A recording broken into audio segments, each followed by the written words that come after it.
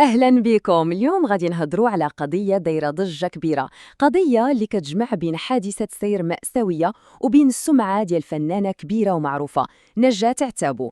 القضية ديال بنتها عرفت تطورات اللي حتى واحد ما كان كيتوقعها، وغادي ندخلوا في التفاصيل ديالها باش نفهموا القصة كاملة، شنو وقع وعلاش وصلت الأمور لهذه المرحلة.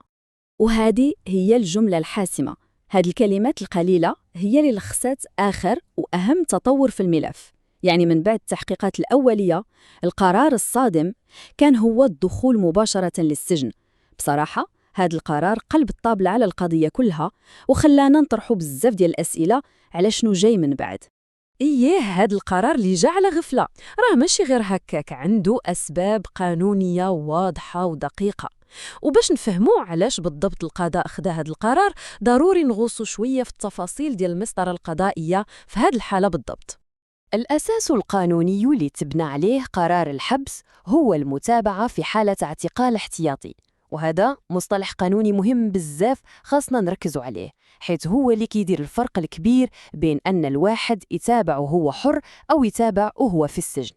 بناء على تعليمات النيابة العامة، هذا القرار هو اللي تطبق. إذن شنو كيعني هذا الاعتقال الاحتياطي؟ بالدارجة ديالنا هو إجراء كيتخذ القاضي باش يوضع المتهم في الحبس قبل حتى ما تبدا المحاكمة ديالو، وقبل ما نسمعوا أي حكم نهائي.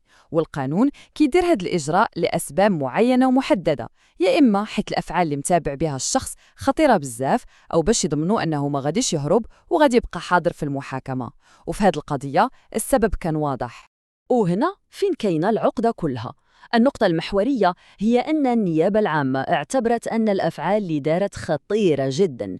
هاد خطورة الأفعال مش غير مرتبطة بحادثة سير وصافي، ولكن بالنتائج الكارثية ديالها.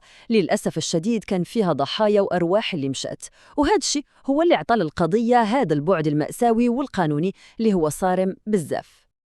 ياله دابا باش نفهموا هاد الخطورة منين جات، خاصنا نرجعوا شوية باللور ونشوفوا أصل المشكل. شنو هي هاد الحادثة اللي وصلت الأمور لهاد التعقيدات كلها؟ التفاصيل ديالها هي اللي كتفسر علاش القضاء تعامل مع الملف بهاد الجدية الكبيرة. كل شيء بدا بحادثة سير عادية وقعت في مدينة الخميسات، ولكن في ظرف قصير تحولت من مجرد حادثة لملف قضائي كبير كيشغل الرأي العام في المغرب كامل، ماشي غير بسبب الأطراف اللي فيها، ولكن بسبب العواقب الوخيمة ديالها. وهنا فين كتبدا الفاجعة الحقيقية في هذا الملف. الحادثة للأسف تسببت في وفاة شابة. هاد النتيجة المأساوية هي اللي غيرت المسار ديال القضية 180 درجة، حولتها من حادثة سير عادية لقضية جنائية معقدة. التهم ولات ثقيلة بزاف، حيت فاش كتمشي روح بشرية القانون كيشوف الموضوع من زاوية أخرى تماماً. والمأساة ما كملتش هنا، زيادة على حالة الوفاة كانت ضحية أخرى اللي تعرضت لإصابات خطيرة وبالغة. إذن الحصيلة كانت قاسية بزاف، جوج ديال الضحايا، واحدة فقدات حياتها والأخرى كتعاني من إصابات صعيبة. هاد المعطيات كتزيد من ثقل المسؤولية القانونية على الشخص اللي تسبب في الحادثة. وهاد سلايد مهم بزاف باش ما نتلفوش، كيوضح لنا الفرق بين جوج مراحل دازت منهم القضية. في البداية المعنية بالأمر كانت تحت الحراسة النظرية، هذيك كتكون في المرحلة الأولى ديال التحقيق في مركز الشرطة، والمدة ديالها كتكون قصيرة ومحددة بالقانون. ولكن من بعد الملف كبر وانتقل لمرحلة أخطر بكثير، اللي هي الاعتقال الاحتياطي، وهذا كيكون بأمر من القضاء وكيكون في السجن، وكيعني أن الشخص كيبقى في الحبس حتى تبدا المحاكمة ديالو. مزيان، دابا من بعد قرار الاعتقال السؤال اللي كيطرح نفسه هو شنو جاي من بعد؟ شنو هي الخطوات التالية؟ الطريق القضائي مازال طويل وفيه محطات ومراحل كتيرة اللي عاد غادي تحدد المصير النهائي ديال هذه القضية. الخطوات الجاية تقريبا واضحة. أول حاجة غادي يكون تحقيق تفصيلي من عند قاضي التحقيق اللي غادي يقلب ويتعمق في كل الجوانب ديال الحادثة. من بعد غادي تتحدد أولى جلسات المحاكمة، تما فين غادي تبدأ المواجهة القانونية أمام المحكمة. وبطبيعة الحال خلال هذا المسار كامل كل شيء ممكن يتغير، ممكن يبانوا أدلة جديدة أو شهود جداد اللي يقدروا يقلبوا الموازين.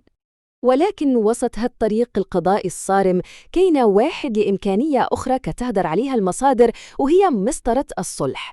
هذه كتعني أنه ممكن يكون شي نوع من التسوية أو الصلح مع عائلات الضحايا. لكن السؤال المهم هو، واش هذا الصلح إلى وقع ممكن يحبس المتابعة القضائية؟ الجواب ماشي سهل، وكيعتمد على بزاف ديال التفاصيل القانونية الدقيقة. طبعاً قضية بحال هادي اللي مرتبطة بشخصية فنية محبوبة ومعروفة والنتائج ديالها كانت فاجعة، ضروري غادي تولي قضية رأي عام. الاهتمام ديال الناس وديال الإعلام كبير بزاف، وكل خطوة جديدة في الملف كيتابعوها الملايين عن قرب. وهنا كنوصلوا للسؤال الجوهري اللي كتخلينا هاد القضية كاملة نفكروا فيه: فاش كتكون الخسارة هي روح إنسان، واش الصلح المادي أو المعنوي مع عائلات الضحايا كافي؟ واش ممكن يعوض تطبيق القانون، ولا العدالة خاصها تاخد مجراها حتى للنهاية مهما كانت الظروف؟ هذا هو التساؤل الكبير اللي كتبقى هاد القضية كتطرحه علينا كاملين كمجتمع.